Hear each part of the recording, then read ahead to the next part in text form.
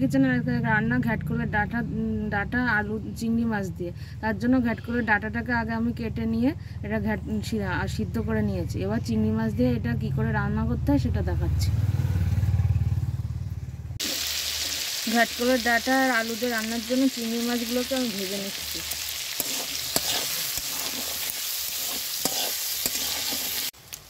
ঘ্যাটকলের data দিয়ে রান্নার জন্য আমার চিংড়ি মাছটা ভাজা হয়ে গেছে, আমি তুলে নিচ্ছি।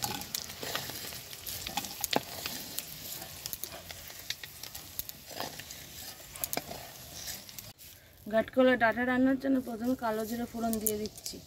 তারপরে সর্ষে, জিরে, রসুন, কাঁচা লঙ্কা একসঙ্গে বেটে নিয়ে তেলের পরে দিয়ে দিচ্ছি।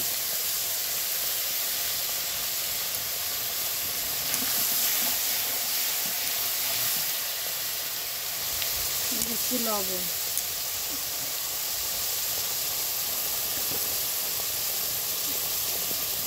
হলুদ দিয়ে মশলাটাকে ভালোভাবে কষিয়ে তারপরে ওলের ডাঁটা এর মধ্যে ওই ঘ্যাটকলের ডাঁটা দিয়ে দিচ্ছি।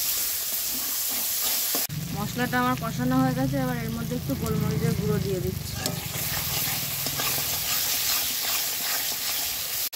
মশলাটা কষানো আমার রেডি। এবার আলু আর ঘ্যাটকলের ডাঁটা এর মধ্যে দিয়ে দিচ্ছি।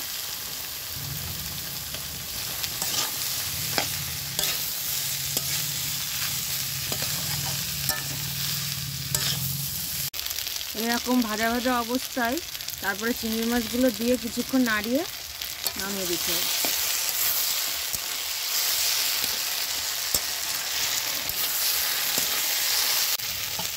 ঘ্যাটকলের ডাঁটা আলু চিংড়ি মাছ দিয়ে আমার রান্না হয়ে গেছে, এবার আমি নামিয়ে দিচ্ছি। কি বললে তুমি? বন্ধুরা, আজকে দুপুরের রান্না ঘ্যাটকলের ডাঁটা আলু চিংড়ি মাছ, ঘ্যাটকলের পাতা বাটা, বেলে মাছ দিয়ে বড়ি দিয়ে ঝাল।